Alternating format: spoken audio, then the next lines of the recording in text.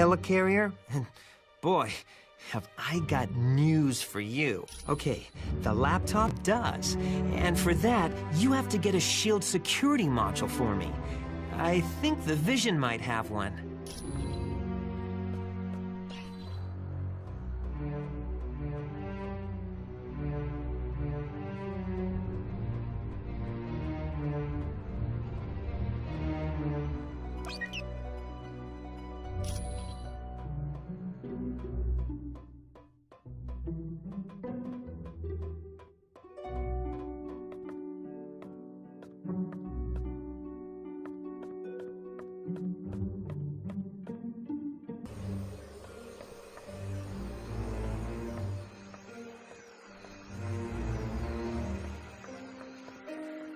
Ah, you found the book. The one for accessing S.H.I.E.L.D. data? Yes, I still have it. I suppose there's no harm in that. You're welcome.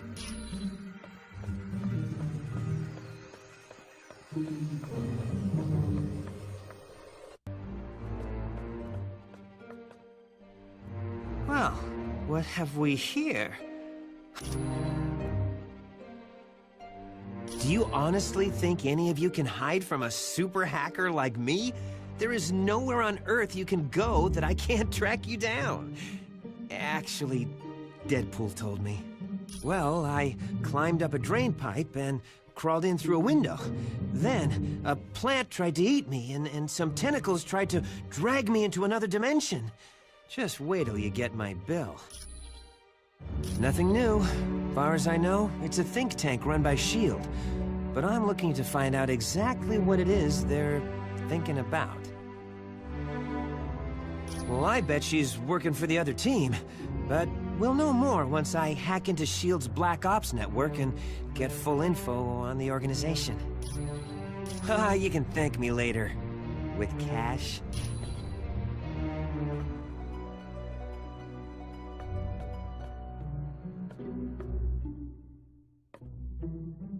Hello. How are you? You mean because of the laptop we found on the helicarrier? No. It's impossible. Black Widow is a lot of things, but she's not a traitor.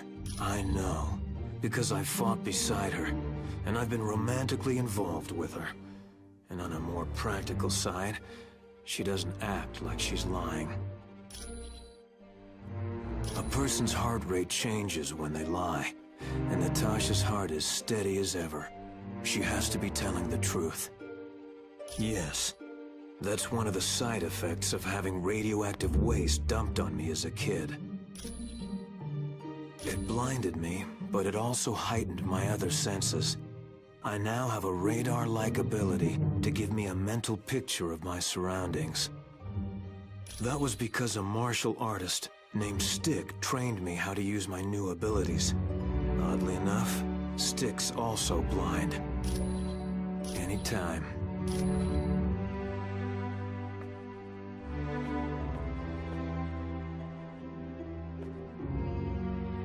Hey, did you see that Professor Xavier's here? With him on the case, Jean Grey and Nightcrawler are as good as free.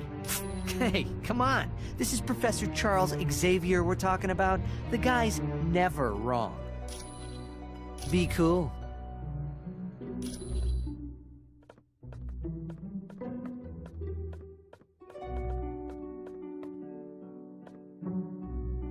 Hi, how are you? Oh, you must have seen how Jarvis reacted to me at Stark Tower. It's a pheromone thing. I'm still learning how to control it. Yes, you see, I transmit a chemical that makes men very attracted to me. It gets a lot worse when I'm under stress, like during battle. None whatsoever. I'm not his sister, I'm not his cousin he gave blood to, and his powers were never accidentally transferred to me. Well, he is cute, in a geeky sort of way, but with his sense of humor, I prefer to keep my distance. Mostly because I have enhanced strength and can stick to walls like the web slinger. But also I have the power to generate bioelectric venom blasts. No, he also hasn't had the training in hand-to-hand combat that I've had. It was my pleasure.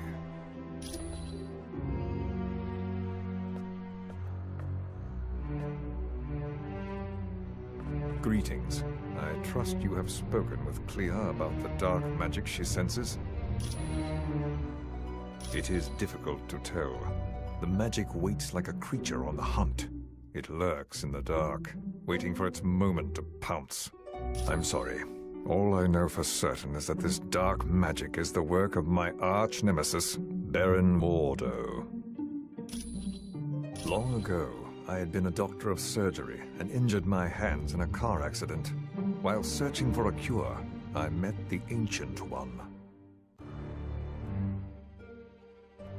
Yes, but at the time his student was Baron Mordo.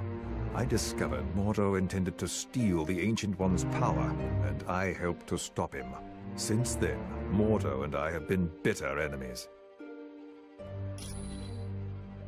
He grew up in the Himalayan mountains some 500 years ago. There he was trained in the mystic arts, but was ultimately forced to battle his treacherous master. The young man then dedicated his life to fighting dark magic and joined the Order of the Ancient Ones. He outlived his compatriots and feared he would die without finding an apprentice. Then he met me. You're quite welcome.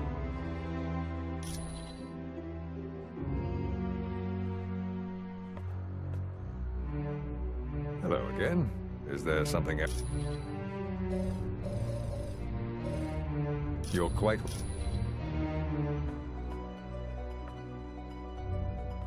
Humans, I would warn you, dark magic is stalking this house, waiting to pounce like a wolf in the night. Dr. Strange's most powerful enemy, Baron Mordo.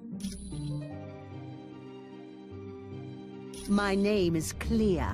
I am the Sorceress Supreme of the Dark Dimension.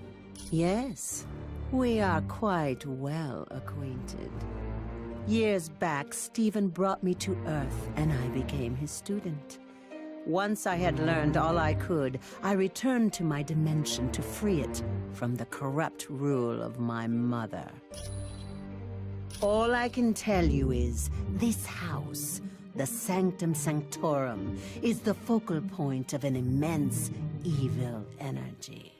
That is what most concerns me. It is happening now, even as we speak. Like a menacing vulture, it hovers, waiting to strike. A vile, dark sorcerer who has long been a rival of Stephen's. And though he has great inborn magical powers, Mordo is no match for the mystical might of Dr. Strange. Long ago, Mordo pretended to be a student of the Ancient One, all the time plotting to take his power. Stephen discovered Mordo's deception and attempted to warn the Ancient One. Of course.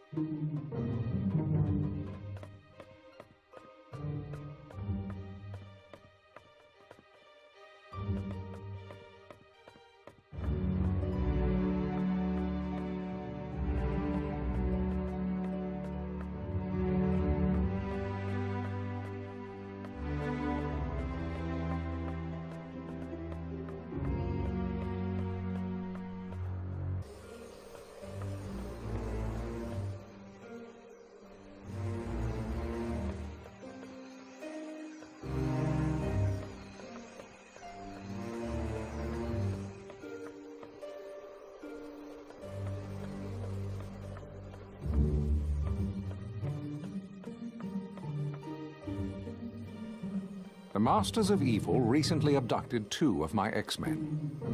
Colonel Fury has placed a priority on saving them. Apparently, he feels that by locating the wayward X-Men, you will also uncover the headquarters of the Masters of Evil. Yes, with the aid of Cerebro, I've discovered Nightcrawler is in Latveria.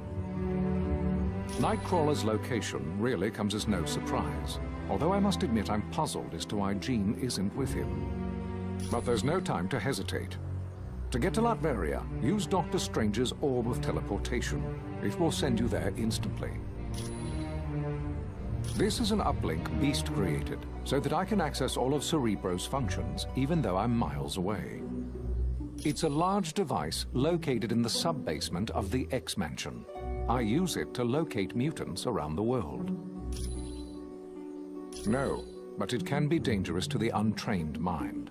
That's why I will only allow the most experienced of telepaths to use it.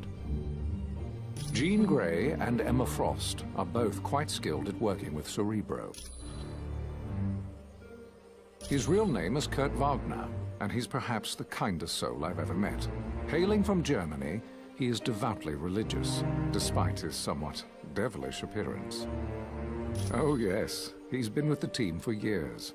His mutant ability to teleport has saved the X-Men hundreds of times. Jean is quite a talented telepath, and very powerful at telekinetics, more so than she realizes. And that power carries a grave danger. If she expends too much energy, there is a chance her personality will be consumed by the Phoenix. The Phoenix is a malevolent entity, capable of great destruction. Of course, come back.